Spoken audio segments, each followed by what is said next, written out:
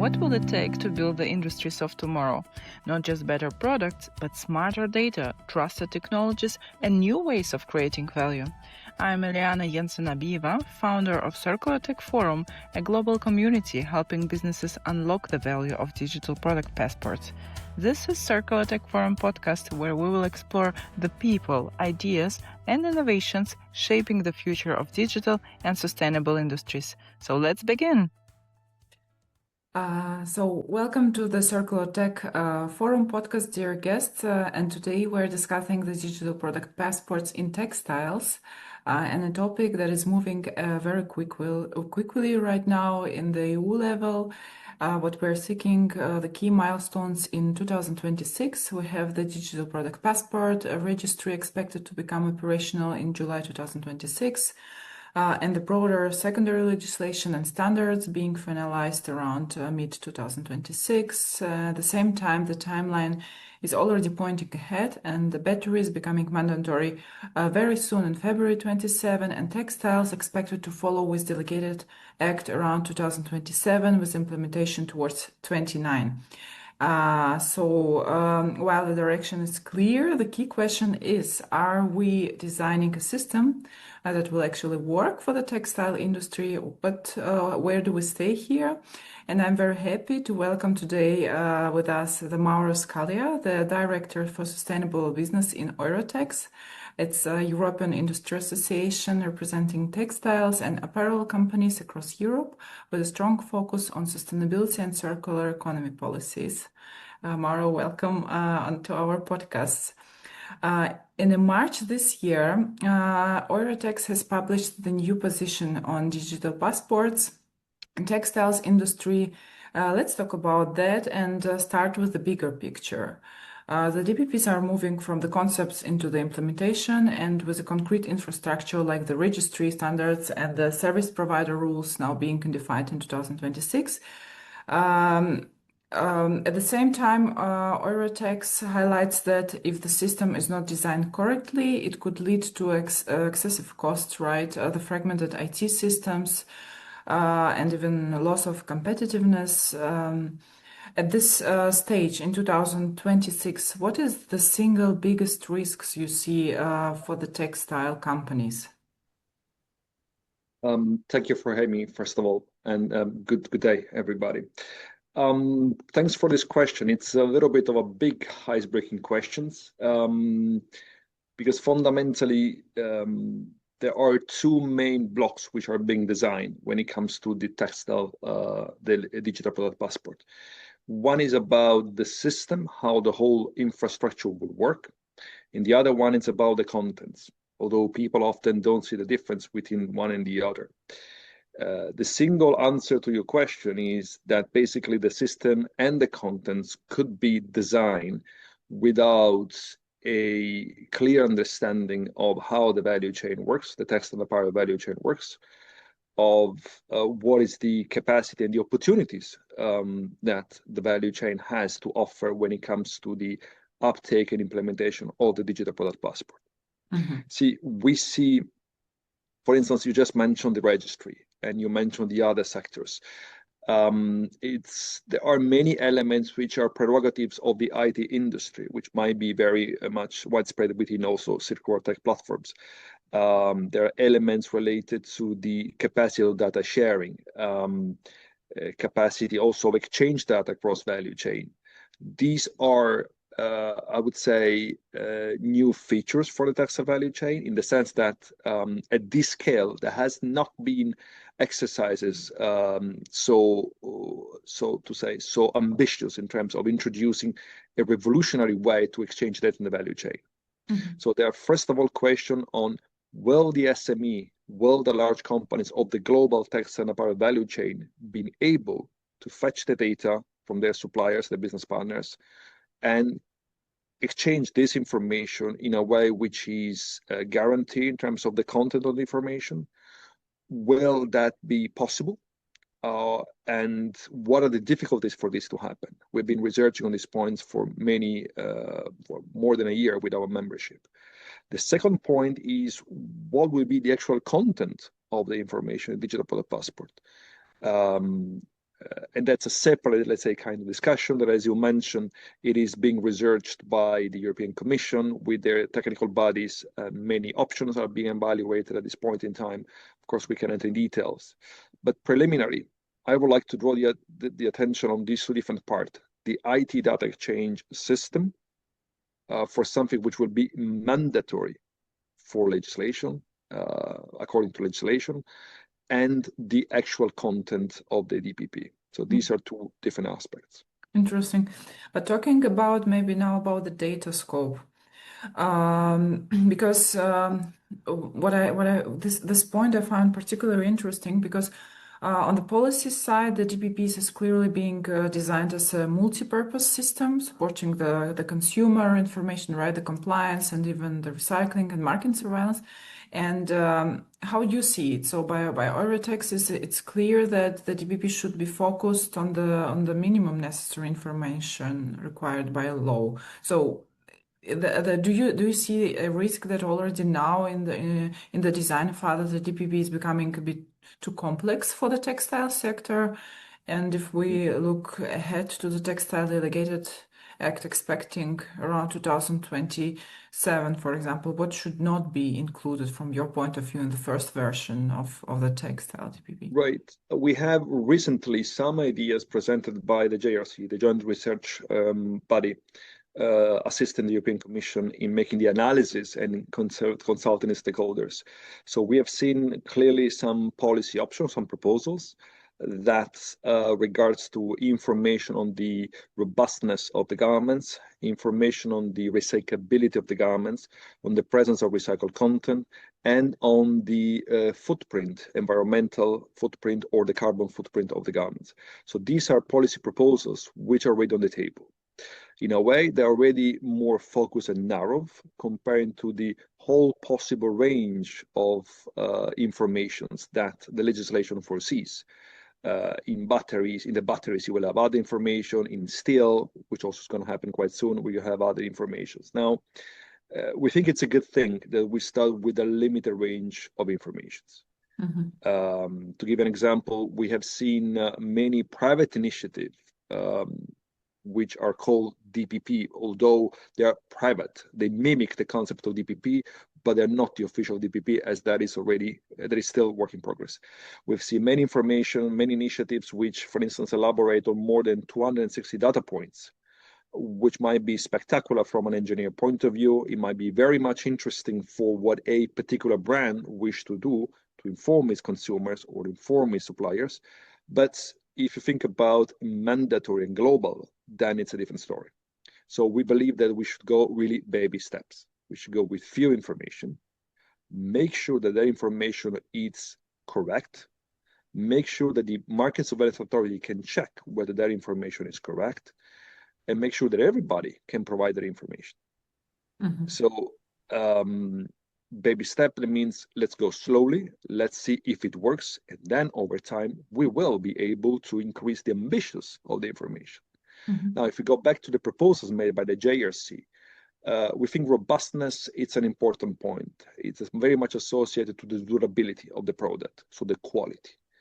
We're not so sure that a scoring system for robustness is the right way to go, but there are information available in the value chain to measure, is this fabric, this product more or less durable than others?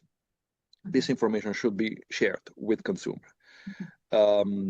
Recycled content, absolutely. If there will be recycled content in the product as a mandatory requirements, then this also should be an information that the DPP should convey. Footprint, that's an interesting one. It's the third major group. There are different ways of measuring the footprint, the environmental footprint of a product. The carbon one is quite simple. It's relatively simple because it relates mostly to the energy used in the production. And that's something that already today, it's more or less doable for most players. The environmental footprint is way more elaborated.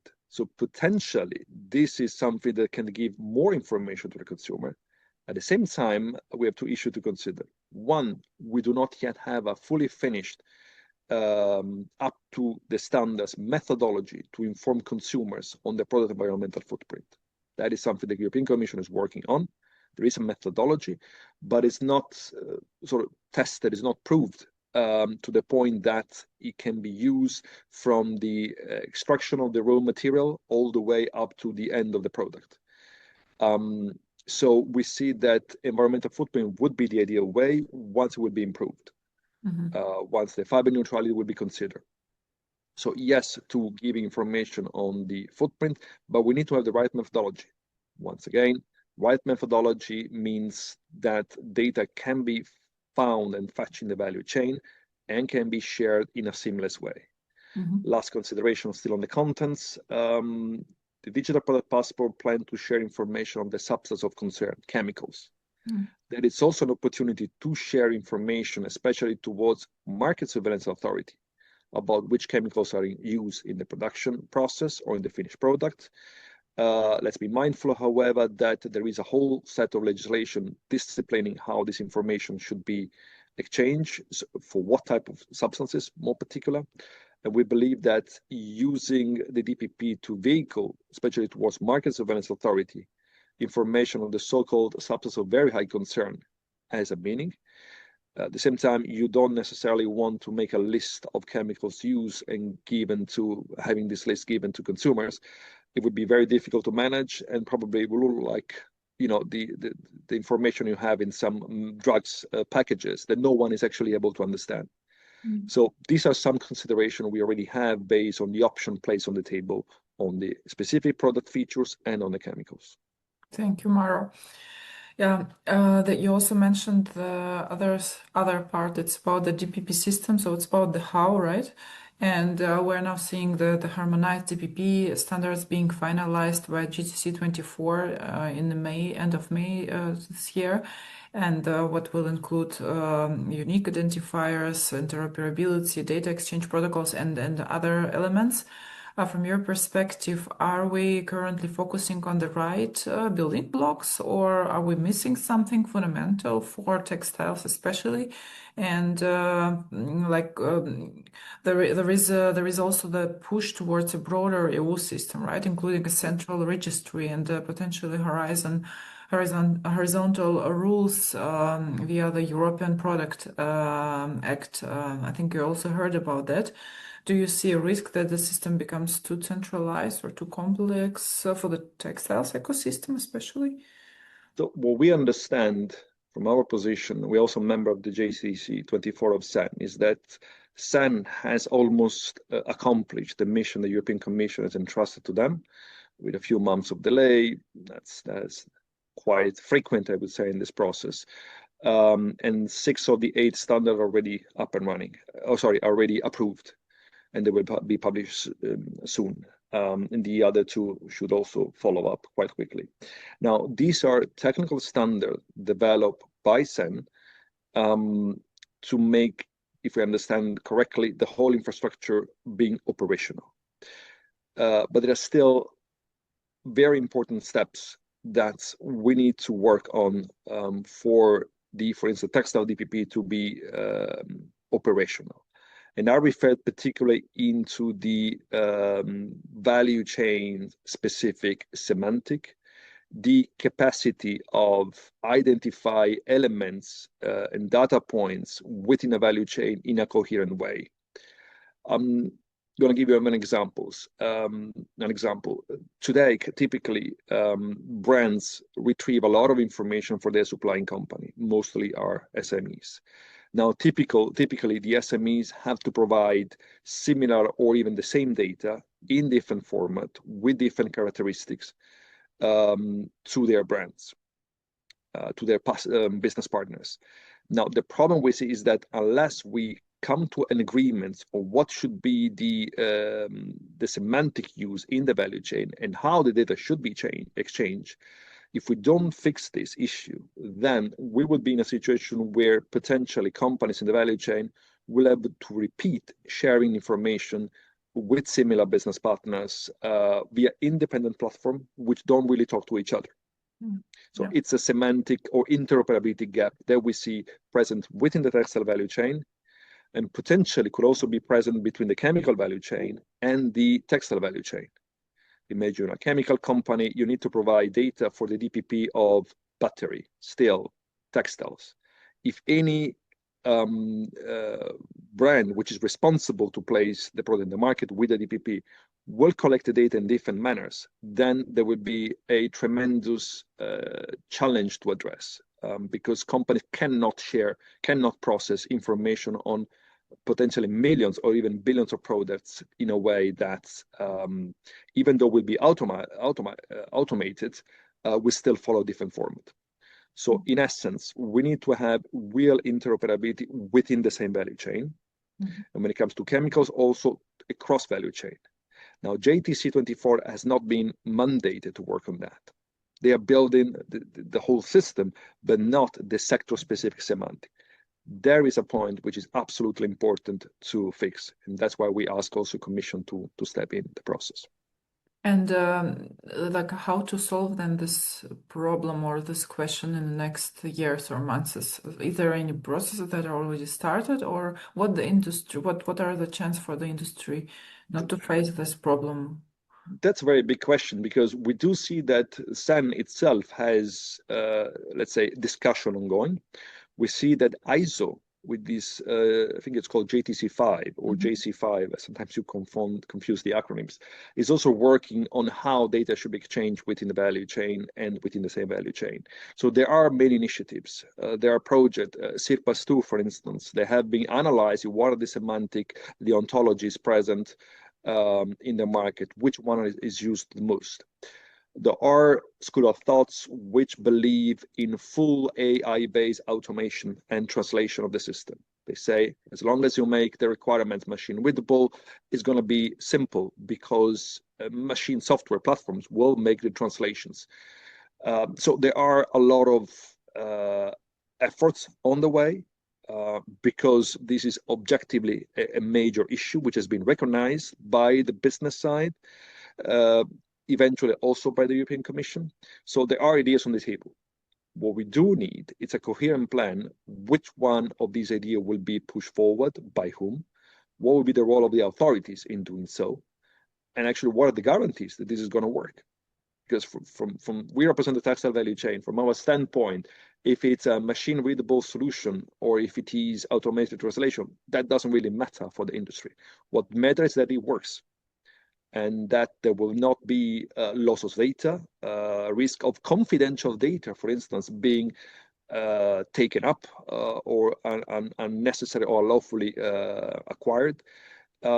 So there are potentially solutions, but we need to have a plan and to be sure that this solution will be deployable, because like you said earlier, in 2026, most of the work will be done. Mm-hmm. In 2027, it will be adopted as a legal act, and then there will be 24, 36 months, we yet don't know, for the value chain to adopt. But here we talk about the global value chain. So yeah. Think about all the IT solution providers, which work with all the brands, with all the companies. We talk about hundreds of thousands of companies. That is not something that is going to happen in a few months. So we need to come up with a plan now. The policymakers should define what is the priority in terms of solution, and we all need to work together to make this happen.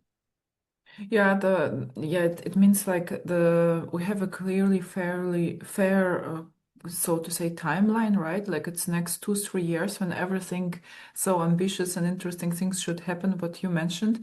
But sometimes I have a feeling, or maybe you also have this feeling, are we not moving? Are we moving in the right speed with all this policy development, or is there a real gap between the policy timeline and industry readiness? What you see from your perspective?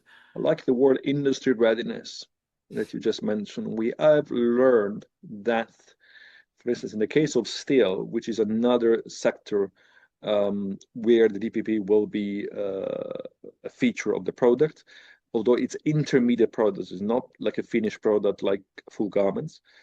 They have made an analysis of what is the readiness check. And interestingly, what happens very, very often is that when consultant expert which make what is called impact assessment to understand is the industry ready or not, How much is going to cost us? Is it doable? Is it going to cost us more than what we thought, and so on and so forth? One of the things which emerge quite often is that there is a huge fragmentation in the value chain in terms of how information is exchanged, what information is relevant, is considered to be relevant. So the industry has probably a tremendous opportunity to harmonize how data will be exchanged and and how the information will be passed on in the value chain. But country is not ready. We have all reason to believe that we have so much fragmentation that this will not facilitate the DPP rollover. On the contrary, it might be a big burden. So the policy making plan advance. The timeline, is it that correct? Is it not correct? Well, it's a bit difficult to address this point because the whole exercise started in 2023.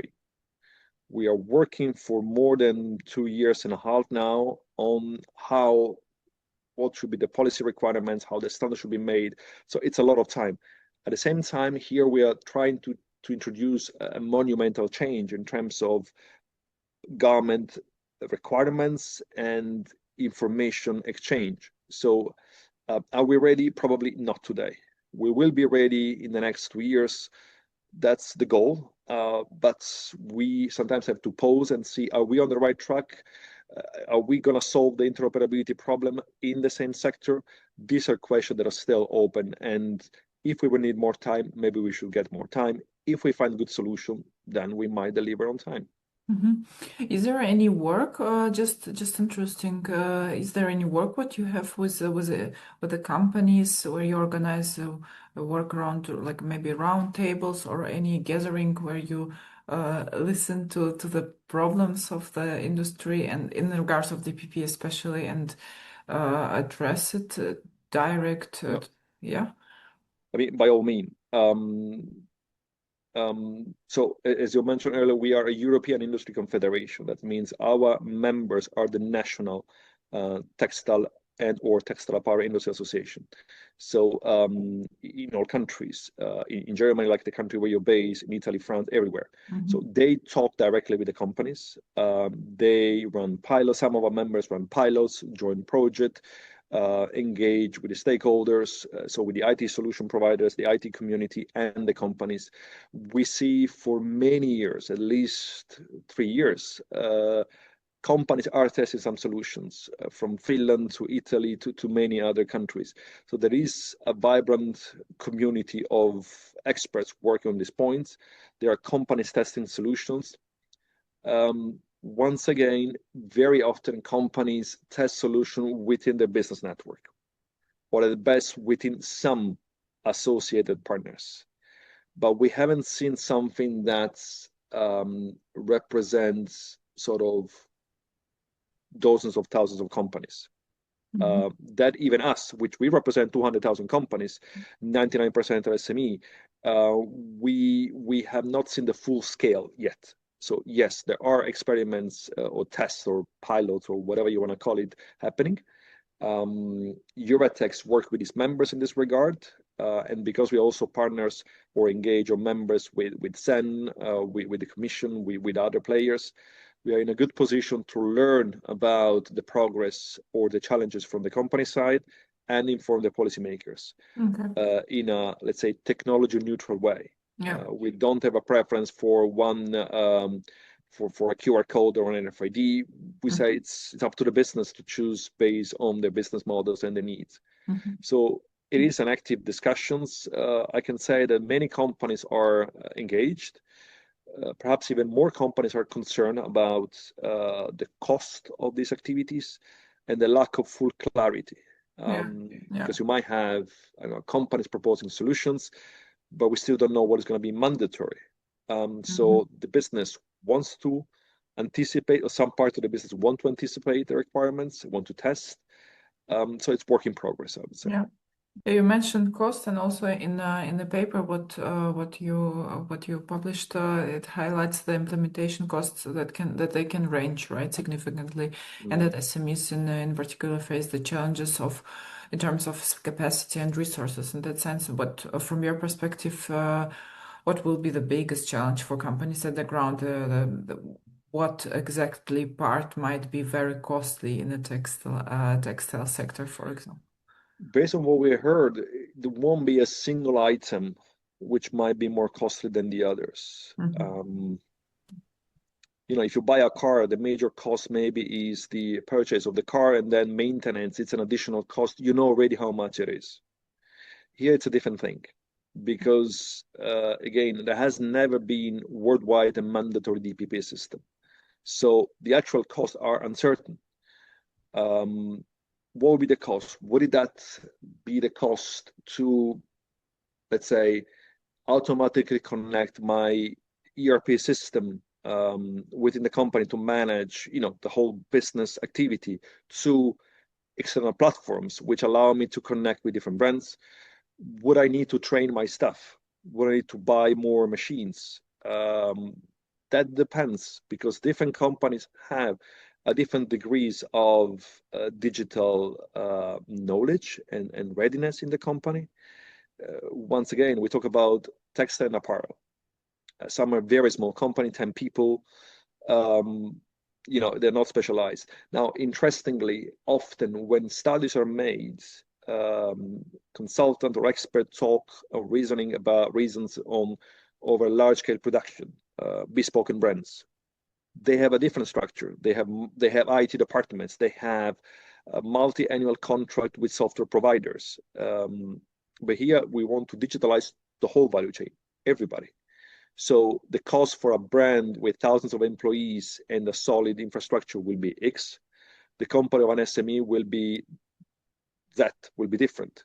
The hard projects, listing all these cost items, once again, it's important, and we advise the policymakers. You need to look at the whole value chain and look at what changes the DPP will bring into essence. So we're probably going to need also technical support for SME to adopt the DPP, which will have a different cost structure than large brands, for instance. Yeah, I remember also that moment, but how exactly you expect this to happen, this technical support to SMEs? Well, the point I mentioned earlier about interoperability, which de facto happened, it's one of those. So there has to be an action to make it possible for a company to exchange that information, let's say, to upload that information once in a given platform, and then me as a company share this information with whatever I wanted to have access rights, without uploading the same information over and over again in different platforms. So that is something that requires legislative action, and that's major technical support already. Then there could be other ways. There could be roles undertaken by even national association, perhaps, to support their companies in working out DPP solutions. But that depends very much by country, from country to country, from business model to business models. And again, it depends very much by the business model of the company. But if it's questions of interoperability. We have a needed tech support to the companies to implement the DPP.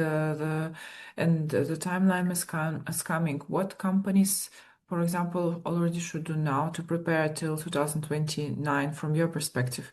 Because, for example, there is a statistics in Germany in 2024. If I'm not mistaken, 17% of the companies were just aware, they were aware about the DPP only, and the other part just has no idea about the digital product passport. What, from your perspective, what our companies should do now to prepare? That's a difficult question that we've been receiving for many, many years. I think companies need to understand what is going to happen, and need to be able to make the right decision in due time. There's no need to rush now. I don't need to buy a DPP software today, because still it's going to take years. I need to understand how do I exchange, what is my capacity to exchange data digitally today, and what will I have to do when and once the data points, as it's called, will be defined. So on the one hand side, there is time for companies to understand what is going to happen, and we're going to make sure it's major requirements from EURATEX towards the policymakers. We need to have the right time for companies to understand the process and to make the business solution that they want to have.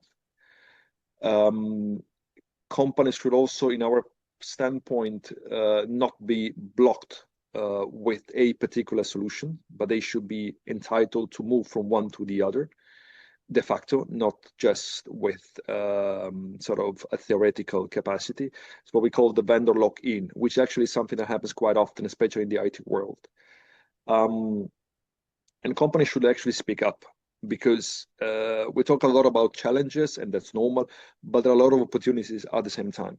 We need to learn from companies, and companies need to speak up with their national association, their national policy makers, to explain what they can gain out of the DPP system, because this is the moment where policymakers and technicians working for the policymakers of the Commission are listening to the companies, are asking questions about the costs.